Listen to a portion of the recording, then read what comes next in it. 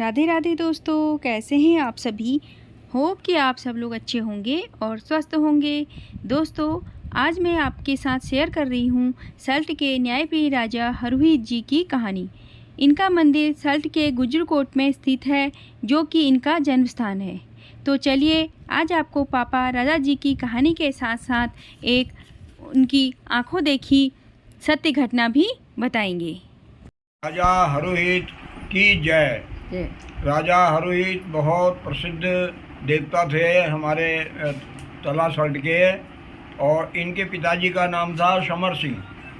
समर सिंह के 7 लड़के थे और अपने समय में उन्होंने बहुत अत्याचार किए जनता पर। समर सिंह के मृत्यु के बाद तो दैवीय प्रकोप में 7 भाई चल बसे। उसके बाद हरहुत का जन्म हुआ, और हरहुत जब बचपन में बच्चों के साथ खेल रहे थे तो किसी ने चोर सिपाही का खेल खेला। तो जब जिसको चोर बनाया गया था तो उसको और हरहुत राजा बने हुए थे, तो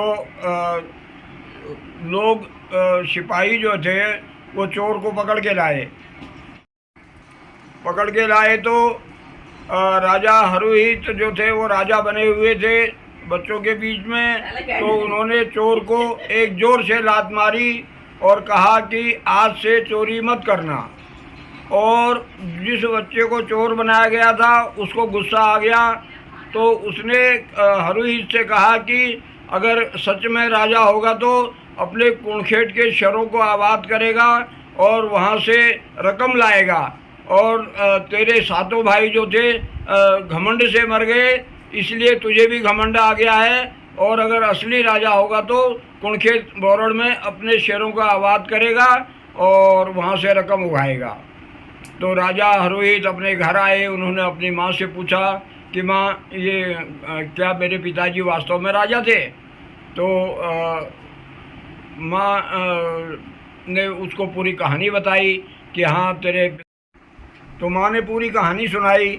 उसके बाद एक दिन राजा हरहुत अपने घोड़ी में बैठ करके अपने कुणखेत बोरड़ में गए, और उन्होंने सभी किसानों को आवाज़ लगाई कि मेरे जो खेत हैं उनको आबाद कर देना, और क्या नाम कहते हैं, इनकी रकम दे देना।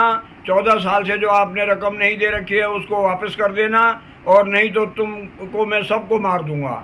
तो किसानों को डर लगी। डरने के बावजूद भी उन्होंने सब शहरों को आबाद किया, खेतों को आबाद किया, और रकम भी दी। पूरा गुजरकोट शासन राजा हरहुत के हाथ में आ गया, और कुणखेत बोरड़ में उन्होंने अपना पूरा कब्जा कर लिया। तो 7 भाभीियों को, जो कि 7 भाई उसके मर गए थे, उनकी औरतें, उनको जलन होने लगी कि राजा हरहुत तो खुद राजा बन गया है और हमको पता नहीं किस प्रकार से खाना देगा नहीं देगा। तो उन्होंने राजा हरहुत से कहा कि तू भोट में जा करके वहाँ से मालू रौतेली को शादी करके ले आ। तो राजा को पता लग गया कि भाई भोट में कोई मालू रौतेली है। तो वो अपना घोड़े में बैठ करके वहाँ भोट में गया, और वहाँ से भोट से मालू रौतेली को जीत के लाया। और उसके बाद वो राजा हरहुत जो थे भाबर चले गए किसी काम से, और अपनी माँ से कह गए कि मालू को मेरी भाभीियों के साथ मत भेजना। लेकिन भाभीियों के दिल में द्वेष था, कपट था, छल था। उन्होंने मालू को रामगंगा में डुबा दिया और मालू मर गई। तो रात में सपने में राजा हरहुत के सपने में मालू आई कि तेरी भाभीियों ने मुझे मार दिया है। तो इस प्रकार से राजा को जब सपने का पता लगा, तो राजा वापस गुजरकोट पहुँचे और 7 भाभीियों को जिंदा जला करके अपने घोड़े को भी जलाया, और अपनी माँ से कहा कि अगर तू सच्ची माँ है तो तू अपने प्राण त्याग दे। तो माँ ने भी अपने प्राण त्याग दिए।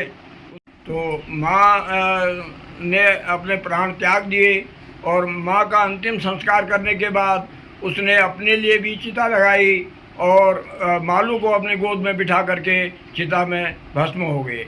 यह कहानी बहुत पुरानी है और हमने तो साक्षात गुजरकोट में जा कर के राजा जी के दर्शन भी किए हैं। वहाँ पर भंडारा होता है, वहाँ पर आज भी कीर्तन भजन होते हैं। एक दिन रात को हम भजन कीर्तन में व्यस्त थे, किसी कारणवश मैं बाहर आया तो देखा कि राजा की सेना सड़क वहाँ पर बहुत उजाला हो रहा था। सड़क रामगंगा के किनारे किनारे राजा की सवारी चल रही थी और उजाला बहुत हो रहा था, लेकिन मेरे को डर नहीं लगी।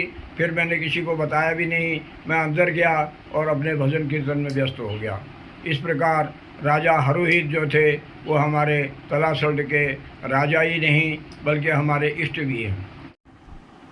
और आज भी तलासल्ट में अगर कहीं कोई अत्याचार होता है, कोई किसी की चोरी कर लेता है, तो राजा हरुहित के मंदिर में जाकर के लोग अपनी पुकार लगाते हैं कि हे राजा, मेरा इतना सामान खो गया और मेरे साथ न्याय करना। तो राजा हरुहित सपने में जाकर के उस चीज़ को जो खोई है उसको जागृत करते हैं कि भाई तूने फलाने की चीज़ वापस ली है, उसको वापस करके आ, नहीं तो तेरा बुरा होगा। और वो डर के मारे वापस करके आता है। ये सत्य घटना हमारे गांव में भी हुई है एक बार। तो उसी जगह पर जहाँ पर एक छोटा सा मंदिर था राजा हरुहित का गुजरकोट में, वहाँ पर एक भव्य विशाल मंदिर हम लोगों ने बनाया है और इस मंदिर को आप देख सकते हैं। विशाल मंदिर है। आज भी वहाँ पर भजन कीर्तन भंडारा और 24 तारीख से अभी हनुमान कथा होने वाली है। इसी मंदिर में 24 तारीख से हनुमान कथा का आयोजन किया जा रहा है और 4 दिन का हनुमान कथा का प्रवचन होगा। व्यास जी प्रवचन करेंगे, हनुमान जी के बारे में विस्तृत जानकारी देंगे। उसके बाद भंडारे का कार्यक्रम है।